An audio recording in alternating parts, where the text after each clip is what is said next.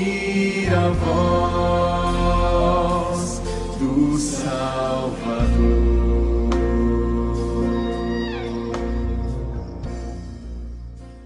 Dou graças ao meu Deus por tudo que recordo de vós, fazendo sempre com alegria súplicas por todos vós em todas as minhas orações, pela vossa cooperação no Evangelho, desde o primeiro dia até agora. Estou plenamente certo de que aquele que começou boa obra em vós há de completá-la até o dia de Cristo Jesus. Aliás, é justo que eu assim pense de todos vós, porque vos trago no coração, seja nas minhas algemas, seja na defesa e confirmação do Evangelho, pois todos sois participantes da graça comigo, pois minha testemunha é Deus, da saudade que tenho de vós, na terna misericórdia de Cristo Jesus. Essa carta é muito linda, muito agradável. Nós terminamos a carta aos Efésios, aquela carta densa, uma carta teologicamente pesada. Aqui nós temos uma carta leve, carinhosa, quase que um e-mail, quase que uma mensagem de WhatsApp do apóstolo Paulo para a igreja de Filipos, aquela carta carinhosa dele com a igreja. E aí eu fiquei lendo e pensando, recordando do dia que eu chegava aos meus 17 anos lá em Miranda, na igreja presbiteriana de Miranda, no Mato Grosso do Sul, para pregar. Então eu pegava o trem aqui da Uana, ia até Miranda e pregava lá, e pegava um ônibus depois, voltava, e eu tinha lá 17 anos, e aqueles irmãos de Miranda me recebiam na casa deles. Eu era um projeto de seminarista na época ainda, né? Então ia lá pregar, saía de lá, ia lá na aldeia que tinha próxima à cidade de Miranda, domingo à tarde pregava, voltava, pregava à noite. Aquidauana me ouvia pregar quando eu tinha 16 anos, domingo à noite a igreja de Aquidauana ficava me ouvindo pregar aos 16 anos. Eu fico pensando, meu Deus do céu, onde é que estava o pastor Carlos com a cabeça para botar um menino de 16 anos para pregar domingo à noite?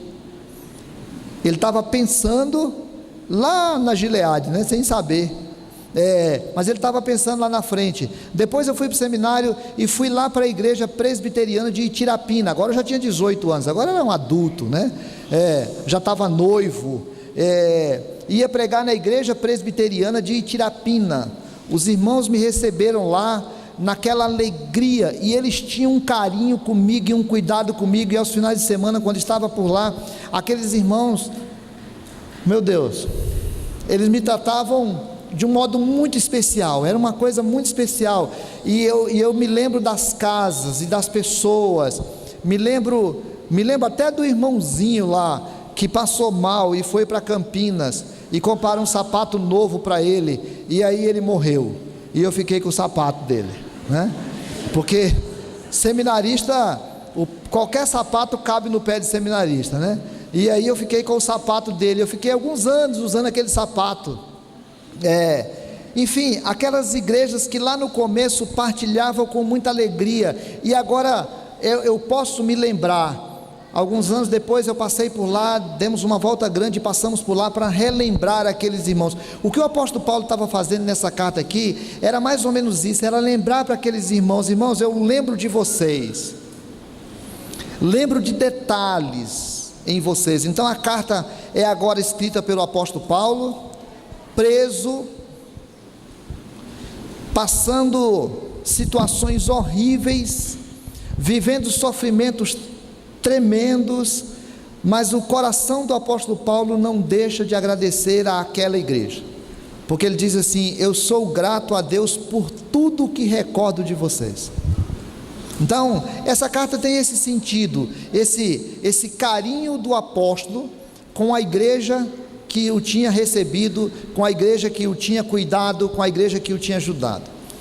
Então eu queria que a gente estivesse pensando no tema que nós falamos a semana passada, que é um tema geral, do que é um cristianismo puro, o que é um cristianismo simples, um cristianismo sem muita invenção, irmãos, um cristianismo sem pompa, um cristianismo sem grandezas, um cristianismo mais simples, aquela coisa mais gostosa do evangelho, da gente pensar, meu Deus, eu preciso lutar por isso, eu preciso viver um cristianismo que seja mais simples. E aí nós vamos aprendendo isso. Nós temos pensado naquele outro tema lá, aprendendo com os atos de Jesus, e agora eu queria que a gente estivesse prestando atenção disso na igreja de Filipos. Aqui tem duas coisas que eu queria chamar a atenção hoje nesse texto. O primeiro é essa palavra do apóstolo Paulo, que é um cristianismo de uma pessoa grata e de uma igreja digna de gratidão. Eu preciso aprender essas duas coisas muito importantes para o meu coração. Eu preciso aprender o sentido da gratidão, e eu preciso aprender a ser uma pessoa digna de gratidão. Aqui o apóstolo Paulo diz assim: irmãos, eu dou graças ao meu Deus por tudo que recordo de vocês, fazendo sempre com alegria súplica por todos vós em todas as minhas orações, pela vossa cooperação no evangelho desde o primeiro dia até agora. Lá no versículo 8 ele diz assim: Deus é minha testemunha da saudade que tenho de todos vós na terna misericórdia de Cristo Jesus. Em primeiro lugar, eu queria chamar a atenção desse aspecto. Irmãos, quem está escrevendo a carta não é um empresário de sucesso. Quem está escrevendo a carta não é alguém que a gente pode dizer que era cheio de prosperidade material. Quem está escrevendo a carta não é uma pessoa muito bem sucedida. Se a gente for pensar a história, hoje a gente pega a vida do apóstolo Paulo e olha e imagina que a vida do apóstolo Paulo é maravilhosa, mas a vida do apóstolo Paulo é maravilhosa depois, porque na época o apóstolo Paulo era perseguido pelos irmãos judeus de onde ele tinha saído, e até pelos irmãos das igrejas cristãs, algumas inclusive de igrejas que ele tinha fundado.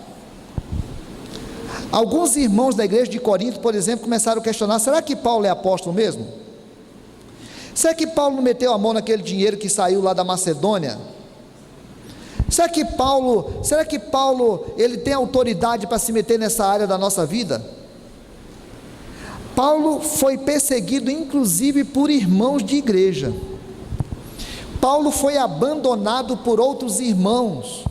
Ele diz assim: na hora que eu mais precisei, escrevendo em 2 Timóteo, ele diz assim: na hora que eu mais precisei, todos me abandonaram. Porque Paulo não era aquele pastor que todo mundo gostaria de ter. Para começar, Paulo foi preso umas 4 ou 5 vezes.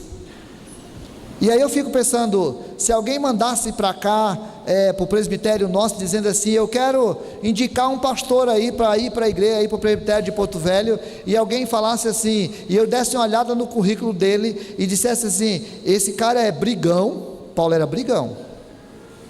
Esse cara é impertinente. Paulo era impertinente. Esse cara já foi preso 4 vezes, pelo amor de Deus. Inclusive eu não sei se dá para ele ir agora no começo do ano aí para a região, porque o tempo da igreja presbiteriana começa em janeiro, fevereiro, mas ele está preso agora, a gente não sabe quando é que ele vai sair. Paulo estava preso, com a vida arrebentada, sabendo que morreria. Ele diz lá em Efésios que eu sei o que é que me espera para frente, mas o coração do apóstolo Paulo é um coração grato, alegre, de parar para poder dizer assim: gente, que moça bonita. Ai, tua sobrinha, pela mãe do guarda. Olha, o coração do apóstolo Paulo era grato. O coração do apóstolo Paulo era um coração que não perdia o sentido de parar diante de Deus e dizer: Senhor, eu dou graças ao Senhor, porque o ministério tem me trazido dores, o ministério tem me trazido aperreios, o ministério tem me trazido perseguição, o ministério tem me trazido falta de reconhecimento, o ministério tem me trazido perseguição as mais diversas, o ministério tem me trazido açoites, o ministério tem me trazido peia no meio da praça, o ministério tem me trazido abandonos, o ministério tem me trazido traição, mas uma coisa ninguém pode tirar do meu coração: eu sou grato. E essa carta é chamada de carta da alegria, porque em vários lugares nós vamos ficar meditando esse período agora, onde o apóstolo Paulo fica falando: alegrai-vos, regozijai-vos. Presta atenção nos motivos da tua alegria. Então, talvez a gente pode parar hoje para pensar nisso. A primeira coisa de um cristianismo, irmãos, é uma alegria que brota do coração do crente. Eu sou grato ao meu Deus. Eu gosto quando a gente para aquele instante no culto aqui para falar assim: você agradeceria pelo que hoje? Para parar agora e dizer assim: você é um crente grato? Ou você é aquele crente resmungão, reclamão, reclama de tudo, reclama de todos, reclama de pastor, reclama de presbítero, reclama de escola dominical, reclama de ar-condicionado, reclama de mulher, reclama de marido, reclama de cidade, reclama de estado, daquela pessoa que você olha para ela e fala: e aí, como é que está? Tudo bem? E fala: mais ou menos. Como é que está lá na faculdade? Mais ou menos. Aliás, eu vi uma frase dessa do padre, como é que é o nome do padre bonito lá? Vocês estão ligados, né? Está ligado no padre Fábio de Mello, né? Que ele fala: e aí, como é que está seu marido? Mais ou menos. Como é que está seus filhos? Mais ou menos. Meu Deus do céu, eu posso parar um pouquinho para dizer: Senhor, a minha vida não está boa, mas eu não perco de vista que eu tenho motivos para gratidão. Senhor, eu estou preso, mas eu não abro mão de agradecer ao Senhor pela igreja de Filipos, porque aqueles irmãos são dignos da gratidão. É a segunda coisa, aqueles irmãos são dignos da gratidão. Nós começamos a semana passada que quando o apóstolo Paulo chegou na cidade de Filipos, ele foi lá para um lugar de oração, não foi lá para a sinagoga como normalmente ia, foi lá para um lugar de oração, e chegou lá e encontrou umas pessoas tementes a Deus, e lá estava Lídia, e ele falou do evangelho, e a Bíblia diz que Deus abriu o coração de Lídia para que ela entendesse o evangelho, e naquele primeiro dia Lídia já entregou sua vida para Jesus, as pessoas que estavam com ela também, e aí Lídia já falou uma coisa que virou uma marca da igreja de Filipos, uma marca da igreja de Filipos.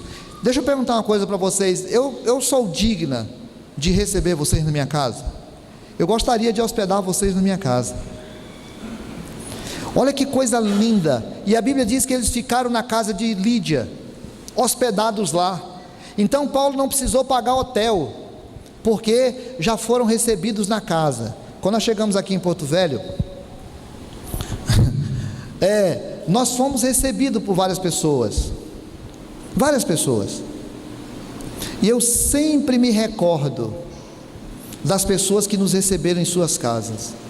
Nós não conhecíamos nada, não conhecíamos ninguém, mas era bom parar, ir nas casas, comer, ficar, conversar. A minha esposa não esteve aqui no primeiro mês, né, porque ela estava grávida da Nayara, e aí a gente chegou aqui para ser recebido nas casas. A igreja começou daquele jeito, e o apóstolo Paulo diz assim: eu sou grato, porque assim uma semana depois eu fui preso, apanhei lá na praça, e vocês ficaram na casa reunidos orando por mim, vocês me apoiaram, vocês estiveram comigo, e eu sou grato porque eu olho para vocês como cooperadores do evangelho, desde o primeiro dia. Quando eu lembro daquele primeiro dia, vocês vieram cooperar, ou seja, vocês vieram trabalhar comigo, vocês me receberam nas casas de vocês. Quando eu fui preso, vocês oraram por mim, vocês estiveram comigo. Quando eu passei por problema depois, vocês mandaram ofertas para mim. No final dessa carta, Paulo agradece pela oferta que a igreja mandou para ele. Vocês sempre estiveram comigo, e vocês continuam comigo. Eu estou preso agora, e estou sabendo que vocês andam preocupados comigo, e agora eu estou escrevendo uma carta para acalmar vocês, para dizer: gente, está tudo bem, se alegrem, porque eu estou alegre. Ou seja, vocês participam comigo, e eu sou grato a Deus, e Deus é testemunha, que nós lemos no versículo 8, ele diz: Deus é testemunha da saudade que eu tenho de vocês. Sabe o que o apóstolo Paulo estava falando, irmãos? Era assim: eu quero dizer para vocês, gente, olha, vocês são dignos de gratidão. Quando eu cheguei aqui, a Del estava grávida, como eu disse, e nós chegamos aqui dia 2 de fevereiro de 1991, já tínhamos vindo conhecer a igreja em 1990, e aí ela grávida e a gente não sabia notícia, e de repente alguém mandou a notícia lá falando que ela tinha passado um aperreio lá e achava que o neném ia nascer, e aí o pastor Carlos, que era o pastor da igreja central, uma espécie de pai espiritual meu, o pastor Carlos falou assim: rapaz, você vai ter que ir, e vai ter que ir de avião, porque vai que essa mulher resolve ganhar esse neném, você não está lá, é muito ruim.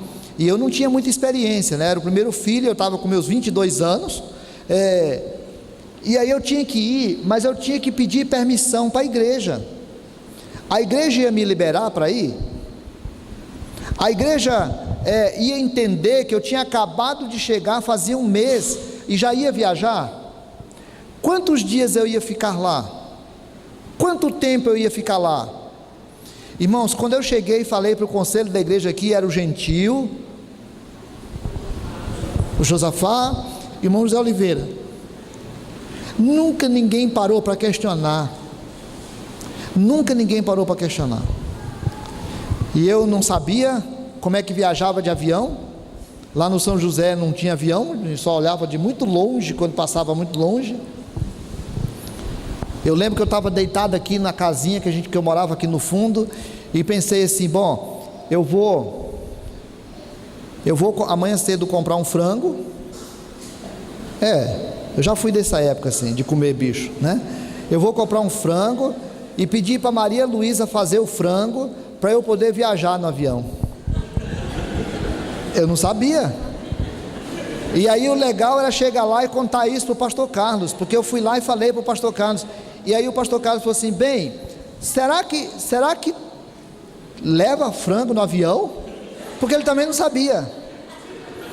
Sabe o que eu estou falando, irmãos? Eu estou falando do pastor Carlos e da Maria Luísa, que me receberam quando eu tinha 15 anos na casa dele, e que cuidava de mim, e que me ensinava, e que comprava livro, e que me dava oportunidade para pregar, e que quando eu fui convidado para cá, eu resolvi chamá-los, eles aceitaram vir também.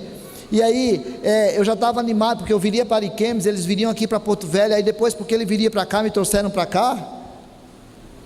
E quando eu cheguei aqui, foi o pastor Carlos e a Maria Luísa que cuidaram de nós, nos detalhes, e que quando a nossa filha nasceu e chegou aqui com 18 dias, o Gentil, o Josafá, com as suas famílias, foram lá receber a gente, e chegaram aqui e cuidaram de nós nos mínimos detalhes. E a Nayara aprendeu a chamar o pastor Carlos de vô, e aprendeu a chamar a Maria Luísa de vó. Sabe o que eu estou falando? De gente que resolveu pegar suas vidas para ajudar o menino.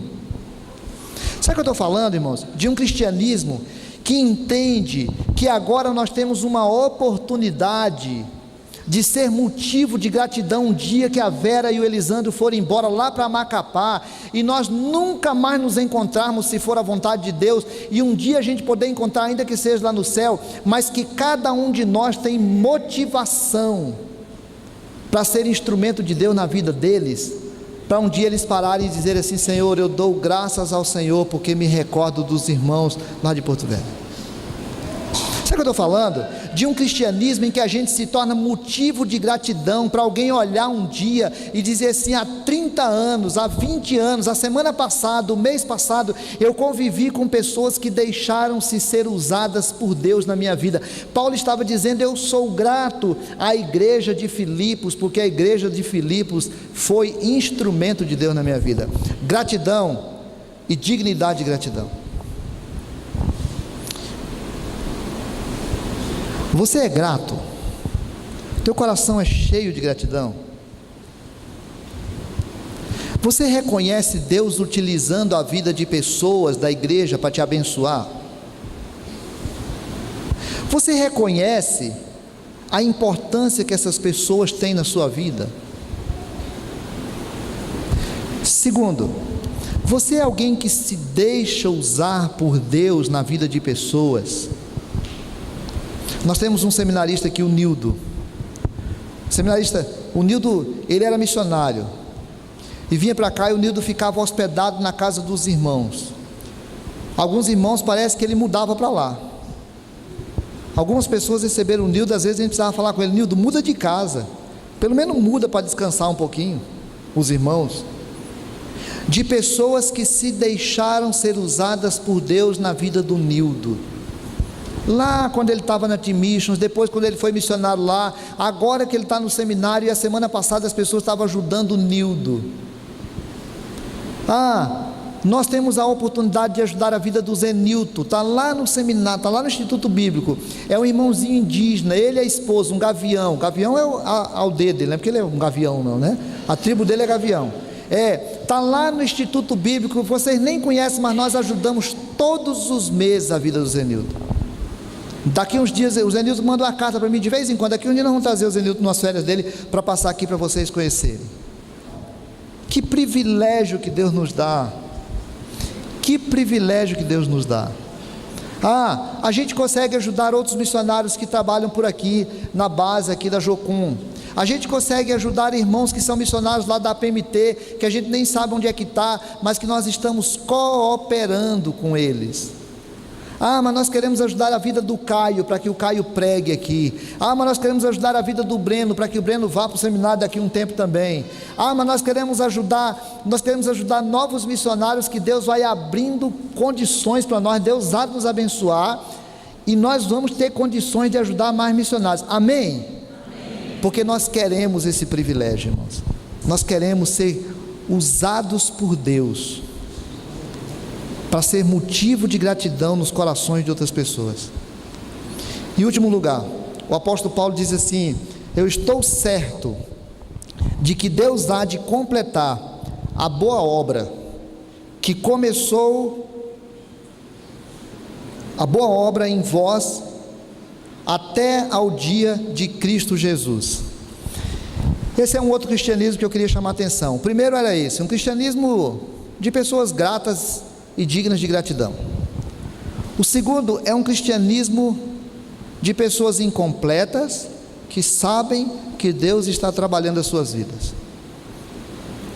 O apóstolo Paulo diz assim: gente, eu olho para a vida de vocês e eu sei de uma coisa, eu sei que Deus começou uma obra na vida de vocês. Quando eu vejo tudo que Deus fez na vida de vocês, quando eu vejo tudo que Deus fez através das vidas de vocês, eu não tenho dúvida, Deus começou uma boa obra na vida de vocês. Eu preciso parar para pensar isso na minha vida. Deus começou uma obra na minha vida. Deus já me tirou lá do poço de perdição, me firmou os pés sobre uma rocha. Eu estava perdido, agora fui achado. Eu estava nas trevas, agora estou na luz. Eu era inimigo, agora sou filho. Eu agora tenho dentro de mim a presença do Espírito Santo de Deus. A minha vida está selada pelo Espírito Santo de Deus. Então eu posso olhar para a minha vida e posso entender que Deus já começou a boa obra. Você reconhece isso na tua vida? Você entende que Deus já te salvou? Você entende que Deus já transformou você em filho, em filha? Você entende que Deus já começou a boa obra na tua vida? Querido, se você não entende isso ainda, para diante do Senhor e diga para Ele: Senhor, eu sei que sou um pecador, eu sei que Jesus é Salvador, eu quero entregar minha vida para o Senhor, Pai. Senhor, eu não quero viver distante de Ti. Senhor, eu quero que haja todos os dias a ação do Senhor na minha vida. Pai, eu quero isso na minha vida. O apóstolo olha para aquela igreja e diz assim: irmãos, eu sei que Deus há de completar a boa obra que começou em vocês.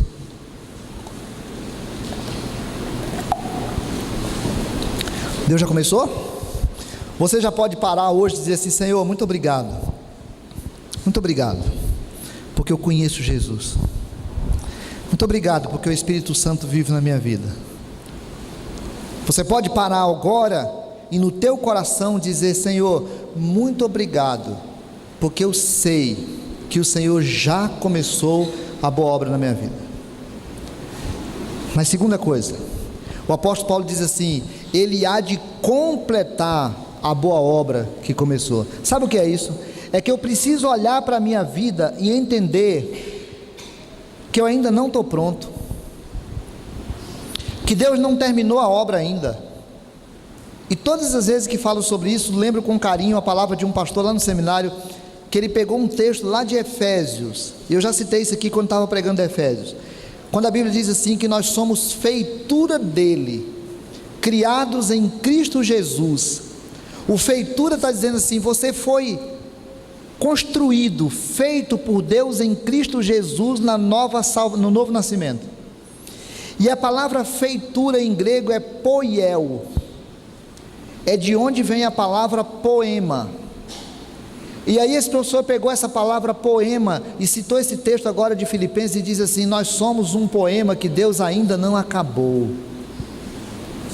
Você, irmão, você, irmã, precisa guardar isso no teu coração.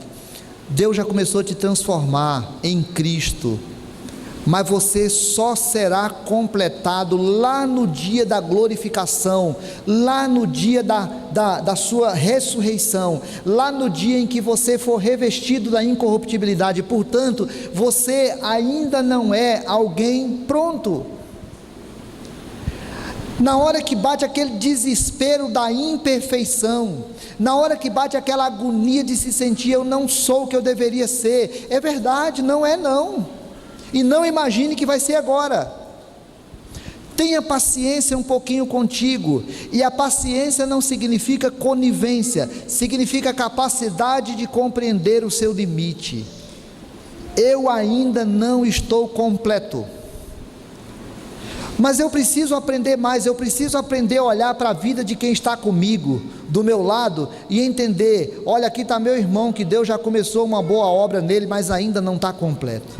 A hora que eu olhar para a vida do Aqueline, a hora que eu olhar para a vida do Breno, a hora que eu olhar para a vida da Juliana, eu preciso parar para agradecer a Deus. Senhor, muito obrigado por essa obra que o Senhor já começou na vida dos meus irmãos, mas eu não posso esperar que os meus irmãos sejam vistos como acabados, como perfeitos. Eles não são, estão aqui lutando, estão aqui no aperreio, estão aqui na dificuldade, e nós estamos aqui para ajudá-los, para que nós também sejamos motivo de gratidão por eles. Eu pedi para a gente conseguir uma imagem ali, nós conseguimos. Queria convidar a gente para olhar essa imagem. Eu gostei daquela figura que veio na minha cabeça, de alguém fazendo uma escultura, alguém pegar uma madeira bruta, lá no mato, escolher a madeira, não é a madeira que se escolhe, escolher a madeira, tirar do mato, trazer para casa, colocar numa oficina, e começar a trabalhar essa madeira, arrancar os pedaços dela, e começar a transformar aquela madeira numa escultura, às vezes na cara de uma pessoa, e aquela madeira bruta ser transformada numa pessoa, numa imagem de uma pessoa. Eu gostei de ficar imaginando isso, irmãos, que nós somos como essa madeira bruta, que Deus foi lá, pegou, e já sabe o que ela vai se transformar. Ela vai ser uma escultura perfeita, a imagem perfeita, mas por enquanto a gente precisa estar passando por essa martelada. Eu não sei como é que chama aquele instrumento ali que arranca, não é formão, é? Escopo? O nome é esse? Pelo amor do Pai, nunca sabia desse não. É um escopo. Formão pode ser, formão, aquele negócio que Deus de vez em quando precisa dar uma batida assim, ó, e arrancar um pedaço. Deus ainda está arrancando lascas de você. Você ainda não está pronto, mas Deus já começou. Então eu posso parar para pensar esse cristianismo, eu posso parar para pensar, bem,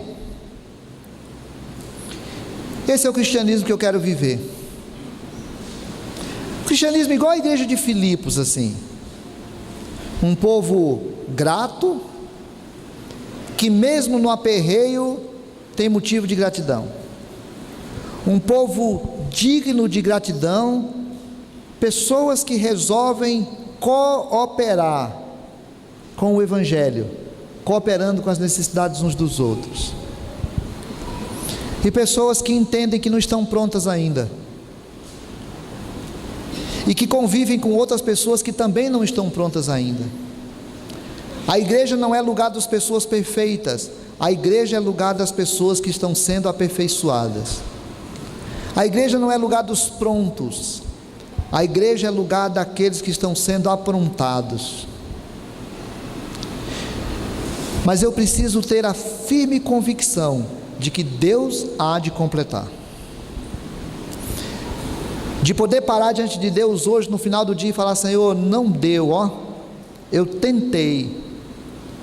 Então eu estou aqui pedindo perdão ao Senhor e pedindo para o Senhor: Pai, ajuda amanhã de novo, porque eu quero, mas eu preciso olhar para o meu irmão e entender que o meu irmão é alguém que precisa da minha ajuda, porque Deus está trabalhando a vida dele, Deus está fazendo uma obra na vida dele.